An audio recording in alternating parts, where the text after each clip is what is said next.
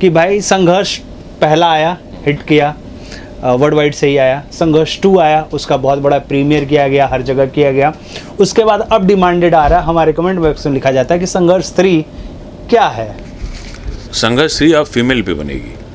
क्या है, देखो 2 चीज़ें हैं, आप किसके लिए क्या करते हो वो चीज़ ज़्यादा इम्पोर्टेंट मायने रखता है।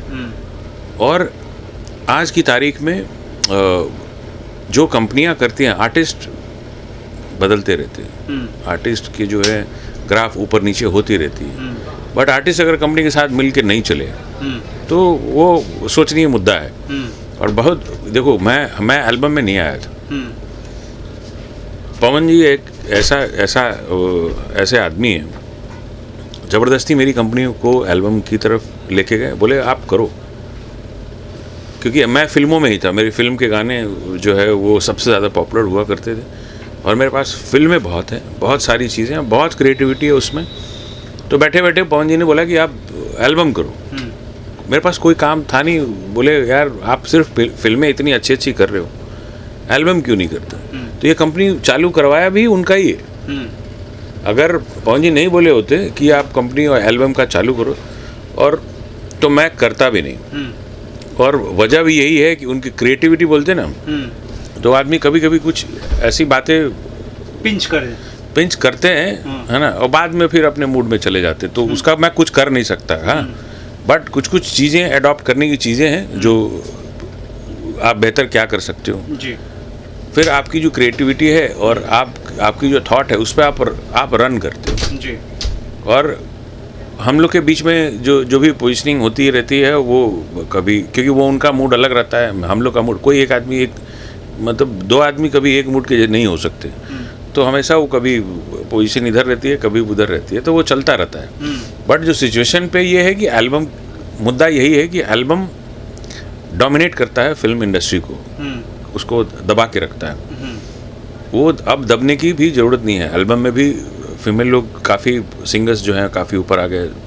आपकी गोल्डी यादव है, शिवानी सिंह है, खुशी कक्कर है, बहुत लोग हैं, मतलब शिल्पी तो थी जो है वो, तो 5 से 6 सिंगर, देखो वहाँ लाइन में 5 से 6 सिंगर हैं, और जो मेल में हैं वो 4-5-6 सिंगर जो है वो, तो सब बैलेंस है, और सिंगर लाओ।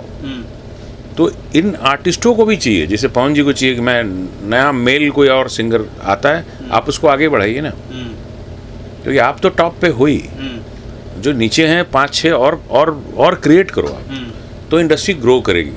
सिर्फ खेसारी नंबर 1, पवन सिंह नंबर 1, ये नंबर 1, वर्ल्ड वाइड नंबर 1 ऐसे नहीं होता है मार्केट में।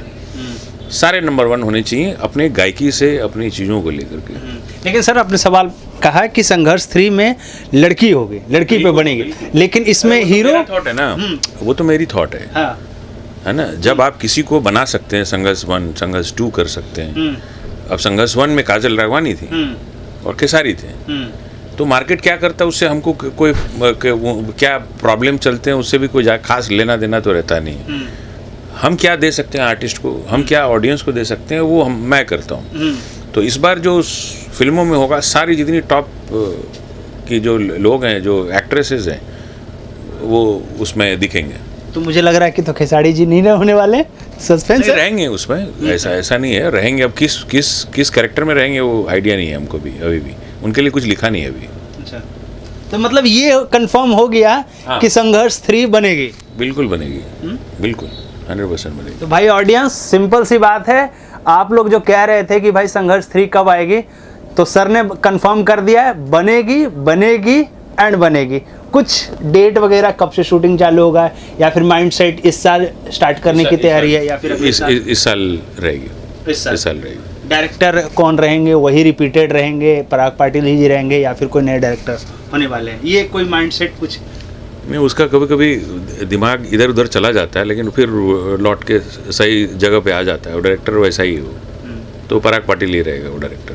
पराग पाटिल ही रहेगा? हाँ, बिल्कुल बिल्कुल भाई। तो पराग भैया, मतलब कहने का मतलब ये है कि पराग पाटिल रहेंगे, तो कंफ्यूजिंग आपको खत्म होगी। संघर्ष 3 आएगी, जब आएगा इसके बाद जो अपडेट आएगा हम आपको ज़रूर बताएंगे।